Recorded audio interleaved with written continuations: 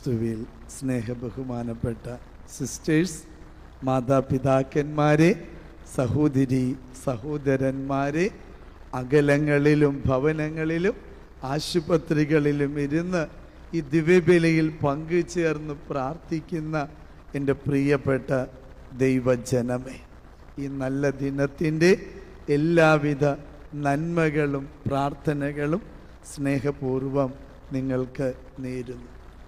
ജീവിതത്തിൽ നാം പ്രതീക്ഷിക്കാത്ത രീതിയിൽ പ്രശ്നങ്ങളും വേദനകളും അധിക്ഷേപങ്ങളും ദ്രോഹങ്ങളൊക്കെ നമ്മുടെ ജീവിതത്തിലേക്ക് കടന്നു വരുമ്പോൾ എപ്രകാരമാണ് നാം പ്രതികരിക്കേണ്ടത് എന്നതിൻ്റെ ഏറ്റവും നല്ല ദൃഷ്ടാന്തമാണ് ഇന്നത്തെ തിരുവചനം. ശത്രുക്കളെ എപ്രകാരമാണ് അവരോട് പ്രതികരിക്കേണ്ടത്? വചനം പറയുന്നു, സ്നേഹിച്ചുകൊണ്ടാകണം. ശപിക്കുന്നവരോട് എപ്രകാരമാണ് പ്രതികരിക്കേണ്ടത്? അവരെ അനുഗ്രഹിച്ചുകൊണ്ടാകണം. ദ്രോഹിക്കുന്നവരോട് എപ്രകാരമാണ് പ്രതികരിക്കേണ്ടത്? അവർക്ക് നന്മ ചെയ്തുകൊണ്ടാകണം. അധിക്ഷേപിക്കുന്നവരെ എപ്രകാരമാണ് അവരോട് പ്രതികരിക്കേണ്ടത്? അവരെ അനുഗ്രഹിക്കണം, അവർക്ക് നല്ലത് വരാൻ വേണ്ടി പ്രാർത്ഥിക്കണം. സ്വാഭാവികമായിട്ട് ചിന്തിച്ചാൽ, മാനുഷികമായിട്ട് പറഞ്ഞാൽ എളുപ്പമുള്ള കാര്യമൊന്നുമല്ല. ഇങ്ങോട്ട് പണിതാൽ അങ്ങോട്ട് തിരിച്ചു കൊടുക്കണം എന്നുള്ളതാണ് ലോകത്തിൻ്റെ ചിന്താഗതി രീതി. ഒരു ക്രൈസ്തവൻ്റെ ചിന്താഗതി അപ്രകാരം ആകരുത് എന്ന് പറഞ്ഞ് പഠിപ്പിച്ച് തന്നിട്ട് പോയ ഒരുവൻ്റെ മക്കളാണ് നമ്മൾ എന്നുള്ളതാണ് ഈ വചനത്തിലൂടെ നാം തിരിച്ചറിയേണ്ട യാഥാർത്ഥ്യം. ക്രിസ്തു ഈ ഒരു വലിയ പ്രബോധനം നൽകിയിട്ട് വെറുതെ അങ്ങ് കടന്നു പോയവനല്ല. ദാ കുരിശിലേക്ക് കയറി ആ കുരിശിൽ കിടന്നുകൊണ്ടും അവൻ പറഞ്ഞതും പഠിപ്പിച്ചതും ഈ ഒരൊറ്റ കാര്യമാണ്: പിതാവേ, ഇവർ ചെയ്യുന്നതെന്തെന്ന് ഇവർക്ക് അറിഞ്ഞുകൂടാ, ഇവരോട് ക്ഷമിക്കണമേ. അപ്പം നമ്മുടെ ജീവിതത്തിൽ മുറിവുകളും മുള്ളുകളുമൊക്കെ നൽകുന്നവർ അറിയുന്നില്ല ഈ കൊടുത്തതൊക്കെ എൻ്റെ ദൈവത്തിനാണ്, എൻ്റെ ചങ്ങാതിക്ക, എൻ്റെ അനുജനാണ് എന്നുള്ളത് അറിയാതെ പോകുന്നു എന്നുള്ളതാണ് യാഥാർത്ഥ്യം. അപ്പോൾ അറിവില്ലായ്മയെ ഓർത്ത്, അപരൻ്റെ കുറവുകളെ ഓർത്ത് ക്ഷമിക്കാൻ പൊറുക്കാൻ പറ്റുമോ? ഇതാണ് തമ്പുരാൻ്റെ ചോദ്യം. ബസ് സ്റ്റോപ്പിൽ ബസ് കാത്തു നിൽക്കുന്ന സമയത്ത് ഒത്തിരിയേറെ ആളുകളുണ്ട്. കാരണം കുറേ നേരമായി ഒരു ബസ് ആ വഴിയിലൂടെ വന്നിട്ട് അരമണിക്കൂറിലേറെ കാത്തു നിന്നപ്പോൾ അകലെ നിന്നും ഒരു ബസ് വരുന്നത് കണ്ടു. എല്ലാവരും ബസ്സിൽ കയറുവാനുള്ള ധൃതിയിലാണ്. കാരണം കുറേ നേരമായി ആ ബസ് കാത്തു നിൽക്കുന്നത്. ബസ് വന്നപ്പോൾ വല്ലാത്ത തിരക്ക, ഒന്ന് അകത്തേക്ക് ഒന്ന് കയറാനായിട്ട്. ഇപ്രകാരം കാത്തു നിൽക്കുമ്പോഴാണ് ആരോ കാലിൽ ഇങ്ങനെ ആഞ്ഞ് ചവിട്ടി. വല്ലാത്ത വേദനയാണ്, വല്ലാത്ത ദേഷ്യത്തോടു കൂടെ എടുക്കട കാല് എന്ന് പറയാൻ തിരിഞ്ഞപ്പോഴാണ് കാലിൽ ചവിട്ടി നിൽക്കുന്ന വ്യക്തി കാഴ്ചയില്ലാത്ത അന്ധനായ ഒരു മനുഷ്യനാണ്.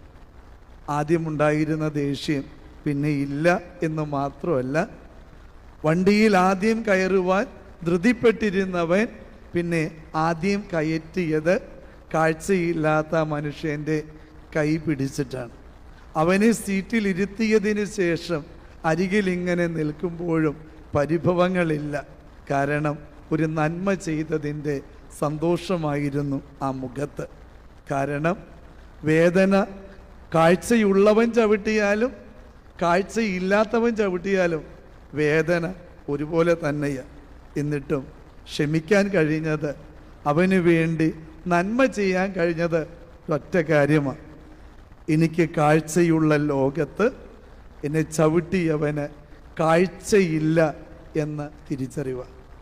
നമ്മുടെയൊക്കെ ജീവിതത്തിൽ ഇനിയും ഉണങ്ങാത്ത മുറിവുകൾ നൽകിയിട്ടുള്ള പലരും കാഴ്ചയില്ലാത്തവരാണെന്നൊരു തിരിച്ചറിവ് നമുക്ക് ലഭിച്ചാൽ പിന്നെയും അവരോട് പരിഭവം വെച്ചുകൊണ്ടിരിക്കാൻ പറ്റും? പിന്നെയും അവർക്ക് പണി കൊടുക്കണം എന്ന് ചിന്തിക്കാൻ പറ്റും? ഒരിക്കലുമില്ല. കാഴ്ചയുള്ള നമ്മുടെ ലോകത്ത് കാഴ്ചയില്ലാത്തവർ നൽകുന്ന വേദനകളെ അവൻ്റെ കുരിശിനോട് ചേർത്ത് വയ്ക്കാൻ ഏതൊരുവന് കഴിയുന്നുവോ അപ്പോൾ അവിടെ സുഹൃതം വിരിയും, നന്മ പ്രകാശിക്കും. ഇന്ന് രാവിലെ 5:30 മണിക്കുള്ള എഡിസൺ അച്ഛൻ്റെ കുർബാനയിൽ ഞാൻ വചനപ്രഘോഷണം ശ്രദ്ധിക്കുകയായിരുന്നു. അച്ഛൻ പറഞ്ഞൊരു നല്ല ഒരു ഉദാഹരണം അല്ലെങ്കിൽ ഒരു ഉപമ കണക്കെ വായിക്കേണ്ട ഒന്ന് ഇപ്രകാരമായിരുന്നു. 2 കൊച്ചുങ്ങൾ ഇങ്ങനെ വയൽ വരമ്പിലൂടെ നടന്നു പോവുകയായിരുന്നു. അപ്പോഴാണ് പാടത്ത് പണിയെടുക്കുന്ന ഒരു സാധു മനുഷ്യൻ കുട്ടികൾക്ക് ഇങ്ങനെ കളിപ്പിക്കുക എന്നുള്ളത് ഇഷ്ടമായതുകൊണ്ട് തന്നെ കൂട്ടത്തിൽ ഒരുവൻ പറഞ്ഞു, നമുക്ക് ആ വയൽ വരമ്പിൽ വെച്ചിരിക്കുന്ന 2 ചെരുപ്പുകളിൽ ഒന്നെടുത്ത് മാറ്റിവെക്കാം. പണി കഴിഞ്ഞിട്ട് ഈ മനുഷ്യൻ ഇങ്ങനെ ജോലി കഴിഞ്ഞ് കാല് കഴുകി ചെരുപ്പിടാൻ വരുമ്പോൾ ഒരു ചെരുപ്പ് കാണാതെ ആ മനുഷ്യൻ എപ്രകാരം വിഷമിക്കും അല്ലെങ്കിൽ എപ്രകാരം പ്രതികരിക്കുമെന്ന് നമുക്ക് മറഞ്ഞിരുന്ന് നോക്കാം. ഇപ്രകാരം അവർ ചിന്തിച്ചുകൊണ്ടിരിക്കെ കൂട്ടത്തിൽ മറ്റൊരു ചങ്ങാതി പറഞ്ഞു, അത് വേണ്ട, ഈ വെയിലത്ത് പണിയെടുത്ത് തളർന്നു വരുന്ന മനുഷ്യനല്ലേ, നമുക്ക് ആ മനുഷ്യൻ്റെ പഴകിയ ഷൂവിനുള്ളിൽ തങ്ങളുടെ കൈവശമുള്ള 2 വെള്ളി നാണയ തുട്ടുകളുണ്ടായിരുന്നു.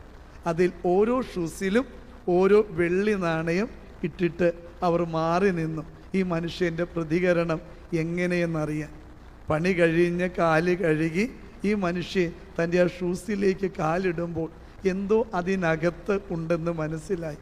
ആ മനുഷ്യൻ അത് പരതി നോക്കിയപ്പോൾ ഒരു വെള്ളി നാണയമാണ്. ഒത്തിരി സന്തോഷമായി. ഇതെവിടെ നിന്ന് വന്നു എന്ന ആകാംക്ഷയോടെ ചുറ്റും നോക്കി, ആരെയും കാണുന്നില്ല. വീണ്ടും അയാൾ അടുത്ത ചെരുപ്പ് ഷൂസ് എടുത്തിടുമ്പോൾ അതിനകത്തും ഒരു വെള്ളി നാണയം.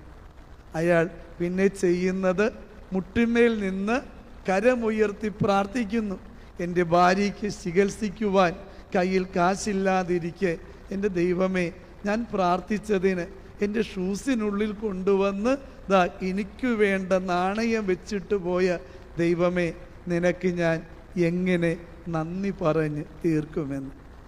അപരൻ്റെ ജീവിതത്തിൽ നൊമ്പരങ്ങളും വേദനകളും നൽകിയിട്ട് മാറി നിന്ന് ചിരിക്കാൻ, അതിനെ ഓർത്ത് പരിഹസിക്കാനൊക്കെ ഇന്ന് എളുപ്പമാണ്. നമ്മൾ കണ്ടില്ലേ, കഴിഞ്ഞ ദിവസത്തെ വാർത്തകളിലൊക്കെ നമ്മൾ കണ്ട കാര്യമാണ്. കോട്ടയം മെഡിക്കൽ കോളേജിൽ സഹപാഠിയെ 1 വർഷം ജൂനിയർ ആയിട്ടുള്ള തൻ്റെ തന്നെ കോളേജിൽ പഠിക്കുന്ന കുട്ടികളെ എപ്രകാരമാണ് ക്രൂരമായിട്ട് ഇങ്ങനെ മുറിവേൽപ്പിച്ചിട്ട് അട്ടഹസിച്ച് ചിരിക്കുന്നേ. ഒരുവൻ്റെ ജന്മദിനത്തിൻ്റെ അന്ന് പോലും ജന്മദിന കേക്കിന് പകരം അവർ മുറിക്കാനായിട്ട് തയ്യാറായത് ജന്മദിനം ആഘോഷിക്കുന്നവനെ വിവസ്ത്രനാക്കി കട്ടിലിൽ കൈകളും കാലുകളും ഇങ്ങനെ കെട്ടിയിട്ടിട്ട് കോമ്പസ് കൊണ്ട് ശരീരം മുഴുവനും മുറിവുകൾ ഉണ്ടാക്കുമ്പോൾ വേദനിച്ച് കരയുന്നവൻ്റെ നിലവിളിയുടെ മുന്നിൽ അട്ടഹസിച്ച് ചിരിക്കുന്ന സഹപാഠികൾ. ഇതാണ് ഇന്നത്തെ ലോകം. അവരെൻ്റെ ജീവിതത്തിൽ മുറിവുകൾ കൊടുത്തിട്ട് ഇങ്ങനെ അട്ടഹസിച്ച് ചിരിക്കാൻ ആർക്കാ കഴിയുന്നത്? കിരാതന്മാർക്ക് മാത്രമാണ്. അതുകൊണ്ട് എൻ്റെ പ്രിയപ്പെട്ടവരെ, ഇന്നത്തെ സമൂഹത്തിൻ്റെ രീതികൾ വല്ലാത്ത രീതിയിൽ പേടിപ്പെടുത്തുന്നതാണ്. അപരൻ ശത്രുവായിട്ട് കാണുന്നൊരു ലോകമാണ്. അപരനെ അനുജനായി കാണാനോ ചേർത്ത് പിടിക്കാനോ കഴിയാതെ കുതന്ത്രങ്ങൾ മെനയുന്നൊരു ലോകത്താണ് നാം ജീവിക്കുന്നത്. എങ്ങനെ പണി കൊടുക്കാം എന്ന് മാത്രം ചിന്തിച്ച് പ്രവർത്തിക്കുന്നവരുടെ കൂട്ടായ്മയായിട്ട് നമ്മളുടെ ഗ്രൂപ്പിസങ്ങൾ മാറുന്നുവെങ്കിൽ അത് തീർച്ചയായും ദൈവകോപത്തിന് കാരണമാകുന്ന ഒന്ന് തന്നെയാണ്. അതുകൊണ്ട് വചനം നൽകുന്ന വെല്ലുവിളി നമ്മൾ ഏറ്റെടുക്കണം. മറ്റുള്ളവർ നിങ്ങളോട് എങ്ങനെ ചെയ്യണമെന്ന് നിങ്ങൾ ആഗ്രഹിക്കുന്നുവോ അപ്രകാരം നിങ്ങൾ അപരനോട് ചെയ്യാൻ തയ്യാറാകണം.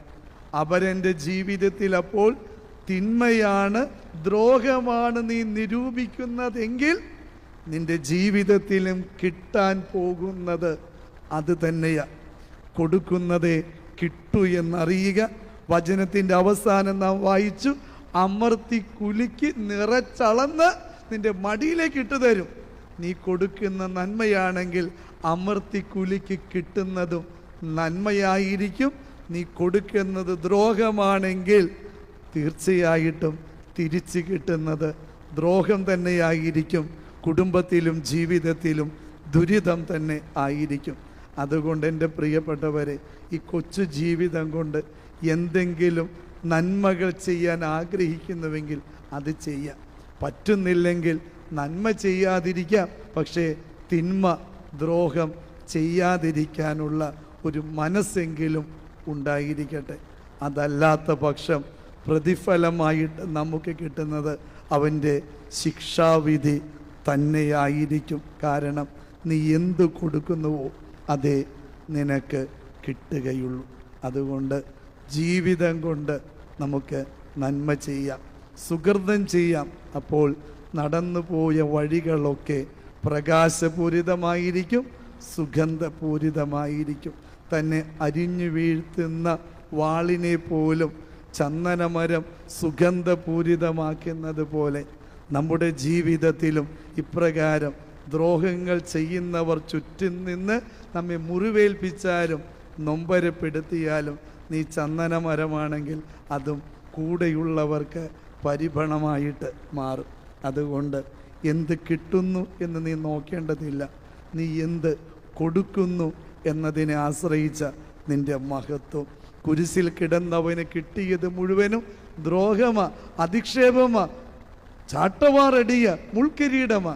എന്നിട്ടും ആ കുരിശ് ഇന്നും കൃപയുടെ സ്രോതസ്സായിട്ട് സുഗന്ധപൂരിതമായി മാറിയത് കുരിശിൽ കിടന്നവൻ ക്ഷമിച്ചുകൊണ്ട് പ്രാർത്ഥിച്ചപ്പോഴാണ്.